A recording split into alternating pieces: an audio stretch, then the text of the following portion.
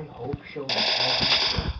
I wanted to try it out before adding it to the menu, she said as she made a few slices, the swirl showing perfectly in each one. Moments like these were when I marveled at our home. Although outside it was dark, stormy, and pouring rain, the yellow lighting of our kitchen, the warmth and the smell of cinnamon made me close my eyes and enjoy the moment. We sat at the kitchen island with our slices of bread and drinks. I dipped my bread in hot cocoa and snickered at my mom muttering something about me ruining her masterpiece. What's wrong, honey? You look worried, she asked when I was suddenly deep in thought. Earlier that day, our history teacher told me that if I didn't ace the following tests, I was gonna fail his class. Okay. It's school stuff. You wouldn't understand, I sighed. Mr. Harrison. Mom was suddenly swatting my hand away when I reached for an extra muffin and stuff like that, saying they were for a group. She started properly dating Mr. Harrison. Sometimes I'd come home from Adrian's and I'd finish them watching a movie on the couch all cuddled up. It upset me a lot, but I realized my father was never in the picture and Mom hadn't had a boyfriend since high school. Plus, she seemed happy, so I got over it. One night, she told me she was going on a date with us, so I asked Adrian to come over for a sleepover. We played video games in the living room for hours until we popped in a movie and I fell asleep in the middle of it. I woke up around 2 in the morning and didn't see Adrian, but I noticed the kitchen light was on. I rubbed my eyes and started walking towards him, but I heard voices. It was my mom and Adrian. I started eavesdropping. I just wanted to thank you for talking to Mr. Harrison for me, Adrian said, but in a weird way. I knew this voice he was making. It was the voice he used when he was flirting with girls. There was no problem, Adrian. You're Jackson's best friend, my mom said, in a totally normal voice. It was clear that my best friend was flirting with my mom, but she wasn't flirting back. Help! But seriously, thank you, he repeated, and I could hear him moving. And as I said, my mom began, it's no problem at all. Now she sounded different.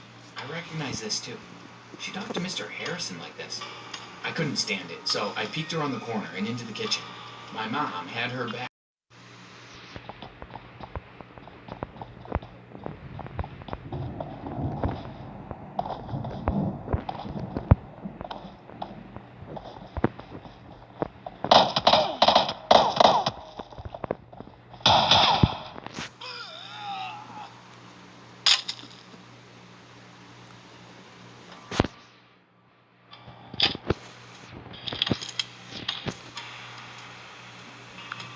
Bring every girl here, she asked me.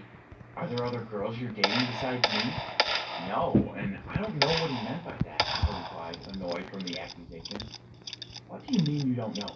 He's your twin brother, and you're obviously hiding something, she yelled at me. So what if he's my brother? I'm not supposed to be inside his mind, and I'm not hiding anything. Can you please stop accusing me? No, because he said you don't bring every girl here, which means you brought me here, but not the other girls you're seeing. She burst out in anger. There are no other girls. Are you delusional? If you want to know what he meant, let's ask him what he meant. God damn it, I'm getting tired of this, I yelled back at her. In the meantime, my twin brother and my parents were standing behind us. They heard us arguing and thought something was wrong. I could see my twin brother smirking since he heard his name in the conversation. I can see you're having a trust argument, said my brother calmly. I'm sorry that I'm the reason that you're accusing Jacob of having multiple partners. What I really meant was that he never brought here any previous girlfriend he dated before you. I hope you're clearer now, he said to Cindy. On the other hand, I can see that you guys have underlying issues in your relationship. As a licensed therapist, I would love to help, continued my twin brother. At first thought, couple counseling seemed like a good idea for both of us. But on second thought, my twin brother being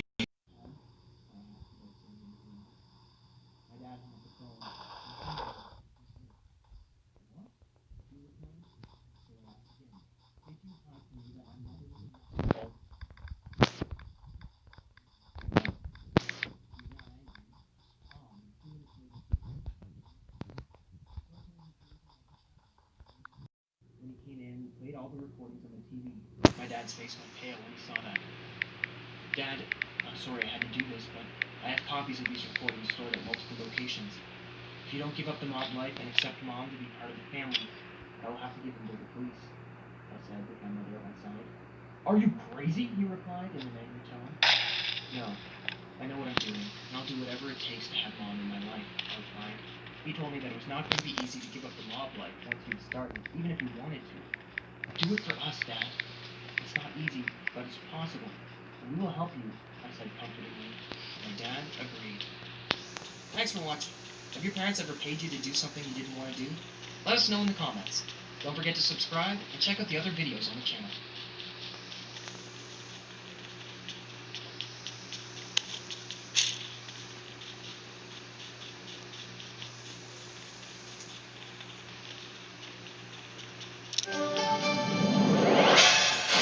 Hi, my name is Katie. I have a story to tell that's really embarrassing, but fun and inspiring as well. I decided to change my whole life on the day that my pants ripped open. You heard it right. They ripped right up while I was...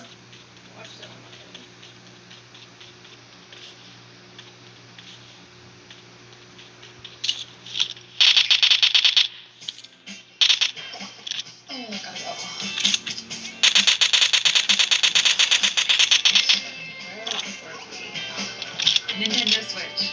That's my way to play.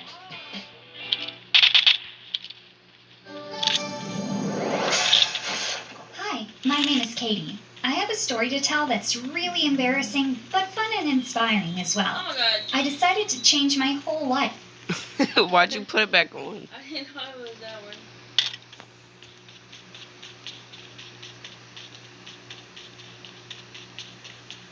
As soon as I opened our front door, the smell of freshly baked bread and cinnamon filled. Oh my god.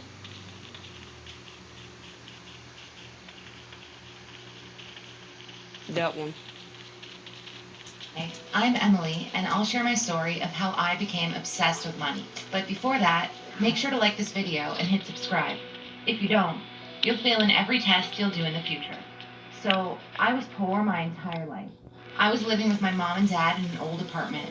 I always made sure that it stayed clean, but I was still too embarrassed to ask any of my friends over.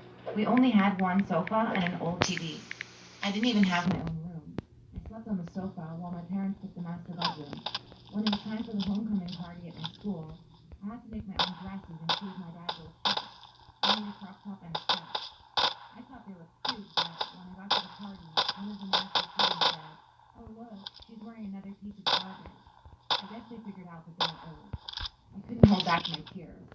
However, Trina, one of the most popular girls, grabbed my hand and took me outside. She wiped the tears falling down on my face and said, "Don't mind them, they're acting like jerks." And she drove me home. But for some reason, Trina wanted to become friends with me. She was rich. I almost had a heart attack seeing her luxurious, beautiful house. She showed me around and asked me to join her in her room. I was happy that for the first time in my life, someone was interested in me. But as soon as we sat down to talk, Trina said, "Hey Emily, would you like to earn some extra money?" I responded quickly, "Yeah, sure. Do you have a proper job?" And she answered, "Yes, I kind of need a personal assistant to help me at school and a bit here." I knew what she meant. Being here was become in one way or another. And you would think that after a few. It's so humiliating working for another student, but oh no. I was hooked the moment she said the word money. I agreed to stop. I drove them to places, bought them sandwiches, and brought them coffee.